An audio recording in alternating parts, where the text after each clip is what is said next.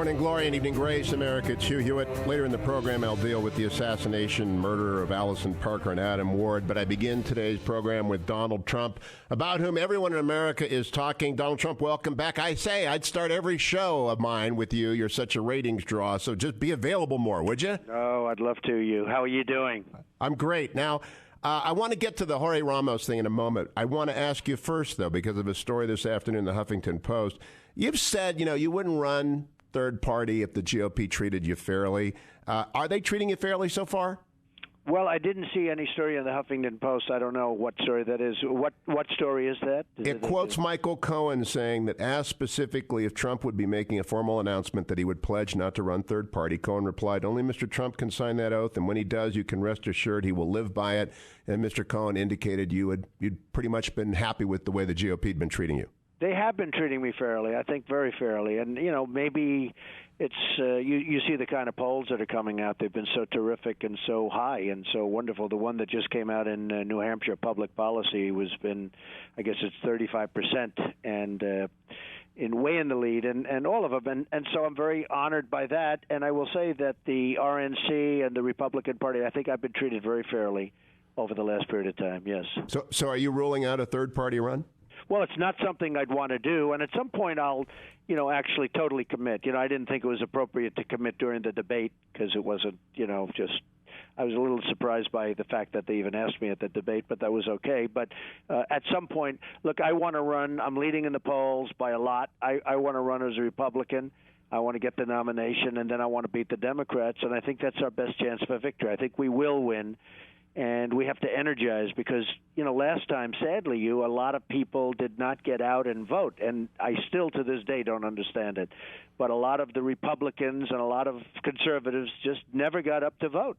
They just weren't energized. And I think this time they're going to be plenty energized. But I've told you before, I'll just say it again. I think your numbers go up the day you take that pledge. Well, I've been told that by a lot of people. Steve Wynn is a good friend of mine, and he's a great guy from Las Vegas. He's done a fantastic job. And he says the same thing. He says, when you go and you actually do that and make that firm commitment, your numbers are going to bounce and maybe bounce quite a bit. So you're saying that also. So now I have two very smart people that tell me that. Well, okay, you can make that announcement anytime in this conversation you'd like. I want to turn to Jorge Ramos. Okay. I love that interview yesterday when you called yourself a builder. I immediately thought, you're also a television pro with many seasons under your belt. The moment that Ramos stood up and started to orate, did the light go on in your mind that this was a television moment? Not really. I mean, you have to be careful. I had a lot of cameras. There was a tremendous crowd. We had 4,000 people there, and you saw the room. It was packed and energized. And likewise, before I went out, literally just before I went on stage, I did this press avail, as they call it, or the press conference. And there were a tremendous number of reporters there. It was packed. It was a room that was just absolutely packed with moving television cameras and everybody else. And I'm getting ready to start the press conference, and I actually picked on one person. I said, listen, go ahead. And it was actually Fox. It was Carl Cameron. And then I said another one, and all of a sudden a man stood up and started, screaming at me. I said, who is that? And he just started, and he wasn't saying, can I speak? He was just telling me things. He wasn't asking questions or anything. He was just telling me things. And it was a very loud, shrill voice, and I said, what's going on over here? And ultimately I figured he was a Univision person. I figured that was Jorge, and I just didn't think it was appropriate the way he behaved. He was screaming, and I thought it was actually very unfair, not so much to me, which I guess you could say it was, but it was certainly very unfair to all the other reporters that were waiting with their hands up to take questions. And I would have gotten to him 100%. I have no problem with doing that. What he did was not professional. I've been doing this for 25 years. It wasn't professional, but it was successful for him. And it was also, though, very successful for you because of the way you handled it. And I was actually reminded, do you remember when the Iraqi threw the shoe at George W. Bush and he didn't blink and he just carried on? Yes. That's what it reminded me of. And you see why? Well, that may have been his best moment, if you want to know the truth, which is pretty sad to say. But the truth is, I didn't think in terms of television. I just said, who's this guy that's screaming? I think when you're doing a lot of live television, you don't necessarily think that you're on live television, but that was live all over the place. And I just thought it was inappropriate. The first thing I thought, it was really unfair because they had so many people with good, with sitting with hands up, wanting to ask questions, and this man was standing up and really shouting quite loud. Now, you didn't hear the extent of it because he didn't have a microphone. Had he had a microphone on, and you still heard him because he was shouting so loud, but if he had a microphone, he would have blasted everybody out of the room. So it worked out fine, and it probably was good for him. And actually, at the end, by the time we finished, I mean, I didn't think he was such a bad guy. I'm glad I invited him back because I think maybe I would have been criticized if I didn't invite him back. With some people, the concept of getting him out, which people didn't mind, but I think they wanted him back. So it was an interesting evening. You know what the most interesting part of that presser was, Donald Trump, when you brought up Norman Vincent Peale. Now, yes. I know about Dr. Norman Vincent Peale. Many people might not. How often did you hear him preach? Do you have a favorite book of the Bible or a favorite verse? And do you have a favorite hymn? If you were a churchgoer at the Marble Collegiate Church, that's a big deal. Yeah. Well, I was, and I just loved Norman Vincent Peale. He would talk, and we go to church, and you go to church, and as good as we are, sometimes you can leave church and you're not so upset. I used to love his sermons. I used to love he would speak, and he'd bring things from the Bible. He would bring them into modern day territory. I remember he was talking about Alfred Sloan, who had tremendous difficulties as a young man. He founded General Motors, and he would talk about Alfred Sloan, who was a friend of his, a great friend of his. He had great friendships with very substantial people, and he'd talk about them. And Alfred Sloan had an alcohol problem, and he had lots of difficulties, and he got rid of these difficulties, and he'd bring it into sort of a modern day feeling, meaning, bring it updated. And he was one of the best speakers I've ever seen. And you would literally leave church and you would say, I could listen to another 3 sermons. I was there when he made his last sermon, and it was very sad because he became, he was very old, and he was almost unable to finish the sermon. He was clutching, the podium, and he was reading and he was clutching, and he said, I can't go on any further. I was there in that room. The amazing thing about Norman Vincent Peale, when some churches were empty, his church always had overfill areas. Maybe did he leave you? That I always have overfill areas, right? But he would always have. They had rooms throughout the church, Marble Collegiate Church, where they'd have like cameras that have closed circuit televisions, and if you didn't get there early, you wouldn't be able to sit in a fairly large church. You'd have to sit in one of the rooms, one of the conference rooms where they had the closed circuit. But he was a fantastic speaker, a wonderful speaker. And given that you had this great preacher all those years, and your mom was a Scots emigre, I learned. Did you get your Reformed roots from her? I would say maybe. I mean, she was religious. And my father was religious. I was actually Presbyterian, which is interesting. My first church was First Presbyterian Church in Jamaica, which is in Queens, and because I didn't join Marble Collegiate until much later. And that wasn't Presbyterian, but it was just a church that I liked, Reformed, and I liked him. But I was actually Presbyterian, and then I came into Manhattan, and I joined Marble Collegiate. So what was your mother like? Well, she was from Scotland, and she came over at 19, met my father. They were married for, I guess, about 65 years. They had a great marriage. She was a terrific woman. She was a very beautiful woman. They tell me, as a young man, they said she was like a real beauty, a great beauty. And my father was a builder in Brooklyn and Queens. He would, build houses, and they met, and she never went back to Scotland. Now, she'd go back to Scotland every year. She loved Scotland, but she never officially went back because she married my father, and they had 5 children. But she was the religious one. It was a terrific marriage, actually. What I'm trying to get is, if she's the religious one, do you think today the Gospels have any role in shaping public policy? You said you're doing very well with the evangelicals. Well, the evangelicals is sort of interesting. I mean, I am a religious person. I would say not formally like some might be, like some would talk about it, but I am, somebody that believes, and I am. It's very interesting because I noticed that the polls came out, the one in New Hampshire, public policy polling, where it said 35%, and it sort of said it leads across with Tea Party, with evangelicals, with moderates, with just about everything. They even said with Democrats. I mean, just leads straight across the board.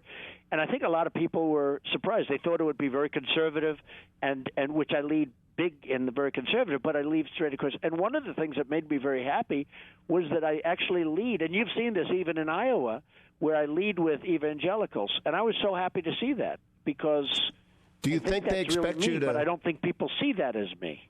But do you think the Gospels have some way of informing your public policy choices, or is that just a different category? I don't know. I think that maybe so, down deep, maybe they do. I think what's happening in the country where it just seems that, the word Christmas is being taken out. I see these stores like Macy's and so many other, they're afraid to use the word Christmas now.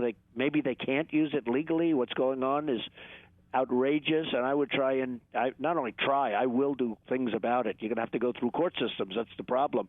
I mean, you have to go through actually courts now to use names that you should be able to use automatically. But the whole thing is changing you so much toward religion and what you can say and what you can't say and what you can put up in a beautiful public area where for years you'd have the manger and you'd have Mary and Jesus, and now you're not allowed to do it.